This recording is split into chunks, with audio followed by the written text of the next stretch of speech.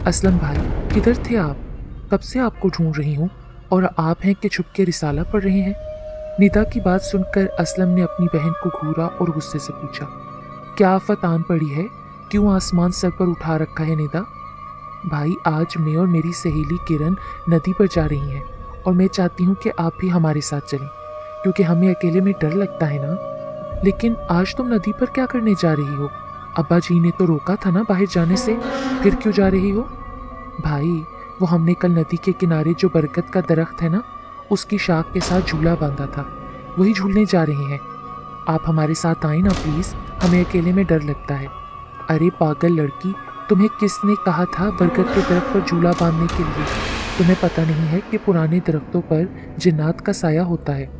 असलम भाई, आप भी ना पढ़े लिखे होकर ऐसी बातें करते हैं। ऐसा कुछ नहीं होता, ये बस लोगों की अपनी घड़ी हुई बातें हैं। निदा, तुम क्यों पागलों जैसी बातें कर रही हो? अरे जिन्नात का जिक्र तो कुरान पाक में भी आया है ना। अच्छा भाई, अब छोड़े ना और चलें, क्योंकि पहले ही बहुत देर हो चुकी है। बेचारी किरण मेरा इंतजार कर रही होगी। अच्छा खैर, तुम चलो, दोनों किसी नई मुसीबत में न डालना मुझे, असलम ने हथियार डालते हुए कहा। खुशहालपुर गांव अपनी मिसाल आप था। सरसब्ज लहलहाते खेत गांव को और भी खूबसूरती बख्शते थे। पूरे गांव में सिर्फ एक मिडिल स्कूल था जिसमें गांव के बच्चे तालीम हासिल करते थे। गांव में तकरीबन 300 घर थे जो कि मिट्टी से बने हुए थे। गांव से बाहर एक नदी थी जिसके किनारे किनारे दरख्तों की लाइन लगी हुई थी। गांव के ज्यादातर लोग खेती बाड़ी करते थे, इसलिए सुबह सवेरे अपने अपने घरों से खेतों में काम के लिए निकल जाते थे। कुछ नौजवान मेहनत मजदूरी के लिए शहर निकल जाते, इसलिए गांव में इक्का दुक्का ही लड़के बच जाते थे। इसलिए लड़कियां भी बगैर किसी रुकावट के एक दूसरे के घर आ जा सकती थी। गांव में अमन खुशहाली का बसेरा था। इसी गांव में असलम का खानदान भी रहता था। असलम शहर में सरकारी नौकरी करता था। इन दिनों वो छुट्टियों पर आया हुआ था और उसके घर वाले चाहते थे कि इस मर्तबा इसकी शादी कर दें। इसके लिए वो लड़की भी ढूंढ रहे थे और आज असलम अपनी बहन निता और उसकी दोस्त किरण के साथ नदी पे आया हुआ था। असलम नदी के किनारे पत्थर पर बैठा अपना पसंदीदा रिसाला पढ़ रहा था और लड़कियां झूला झूल रही थीं। असलम की निगाहें बार बार भटक कर किरण के सरापे पर पड़ रही थीं। किरण बहुत ही खूबसूरत और खूबसीरत लड़की थी। गोल मटोल सफ़ेद चेहरा, बड़ी बड़ी आंखें, बारीक यकूती होंठ, सीधी नाक, दराज कद, मतनासब सरापा, कमर तक आते गहरे नागिन जैसे बाल उसकी शख्सियत को चार चांद लगा रहे थे। असलम बचपन से ही किरण को पसंद करता था और किरण भी उससे नावाकिफ नहीं थी, लेकिन वो जानबूझकर अनजान बनी रहती थी। असलम बस मौके की तलाश में था कि कब वो उसे अकेली मिले और वो अपना हाले दिल बयान कर दे। असलम इन्हीं सोचों में गुम था कि अचानक उसे कड़क की जोरदार आवाज़ सुनाई थी और साथ ही किरण की खौफ में डूबी हुई फलक शगाफ चीख सुनाई थी। तो असलम ने जल्दी से उसकी तरफ देखा। उसका दिल दहल गया। दरअसल बात ये थी कि जिस शाख पर किरण और निता ने झूला बांधा था, वो शाख टूट गई थी और किरण जमीन पर आड़ी तिरछी गिरी पड़ी थी। असलम भागकर उतर गया, फिर किरण को उठाकर सीधा किया और निदा उसके पाँव को दबाने लगी जहाँ उसे चोट लगी थी। अभी वो इसी अमल में मसरूफ थे कि असलम पर पानी की तरह कुछ कतरे गिरे तो असलम ने गौर से देखा, वो खून था। असलम हैरान और परेशान खून को खौफ से देखने लगा कि फिर अचानक उसे बिल्ली से मुशाबा एक करख्त गुर्राहट सुनाई दी। वो दोनों लड़कियां डर गईं। असलम ने ऊपर देखा तो उसे बरगद के झुंड में दो चमकती हुई अंगारा आंखें नजर आईं। उसने गौर से देखा तो उसे पता चला कि वो एक बहुत ही बड़ी स्याह बिल्ली है जो कि उनकी तरफ खूनख्वार नजरों से देख रही थी। असलम ने देखा कि खून उसी बिल्ली के मुंह से आ रहा है। ऐसा महसूस हो रहा था कि वो अभी अभी किसी का खून पीकर आई हो। असलम ने जल्दी से लड़कियों को साथ लिया और घर की जानिब चल पड़ा।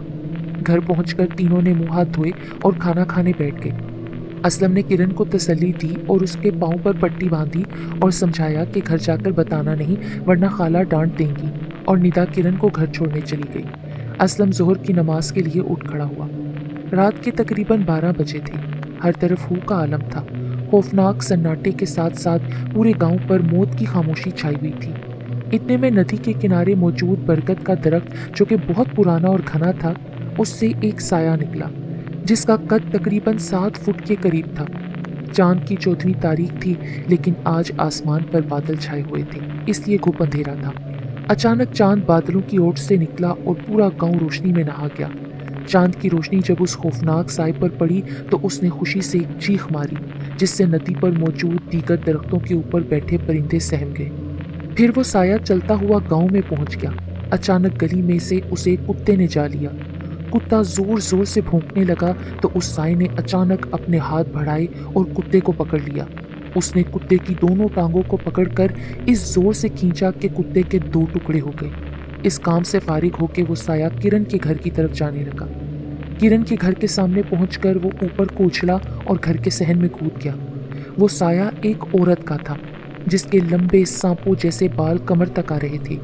उसके सामने वाले दोनों दांत बाहर को निकले हुए थे। आंखों की जगह बस 2 घड़े थे जिससे तेज चिंगारियां निकल रही थीं। उसकी शक्ल देखकर किसी कमजोर इंसान का दिल यकीनन बंद हो सकता था। जब वो घर में दाखिल हो गई तो उसने चारों तरफ निगाह दौड़ाई और किरण की चारपाई की तरफ बढ़ी।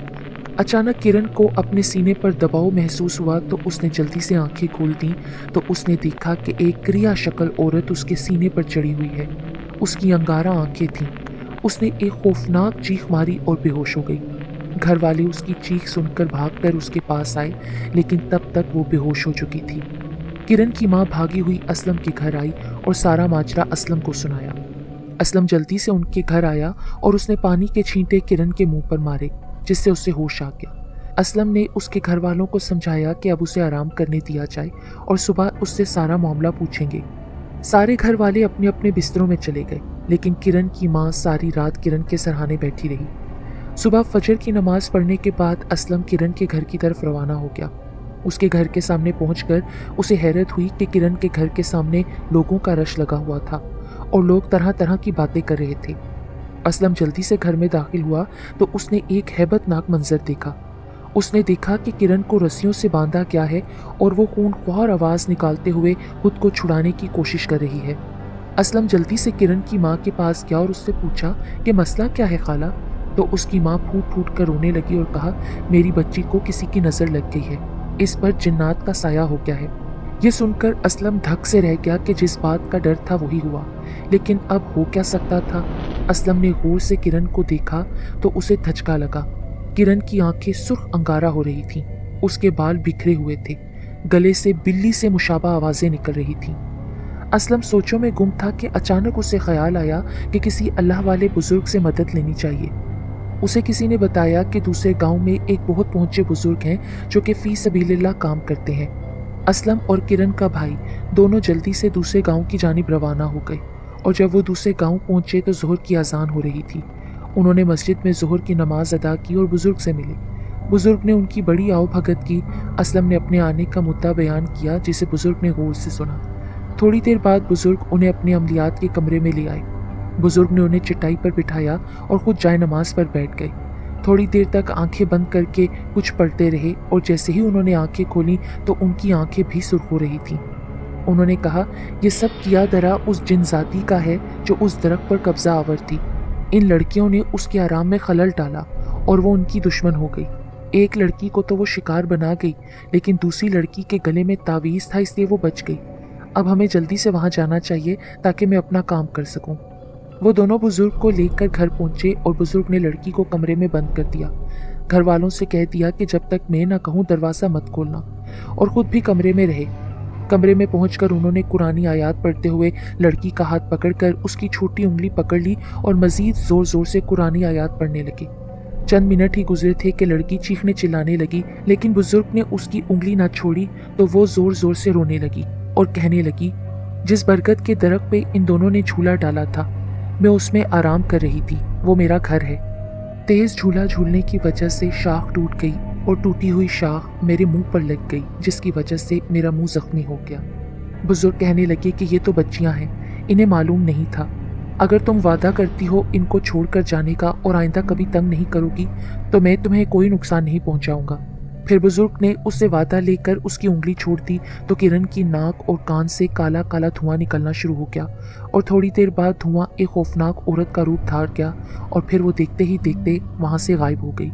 किरण बेहोश हो गई। बुजुर्ग ने कहा कि अब इसे कुछ नहीं होगा और आइंदा इसे बरगद के दरख्त के करीब भी न जाने दिया जाए। फिर बुजुर्ग ने एक तावीज़ दिया कि किरण के गले में डाल दें और ये तावीज़ इसके गले से उतरना नहीं चाहिए। थोड़े दिनों में किरण तंदुरुस्त हो गई और फिर उसकी असलम के साथ शादी हो गई और सब हंसी खुशी रहने लगे।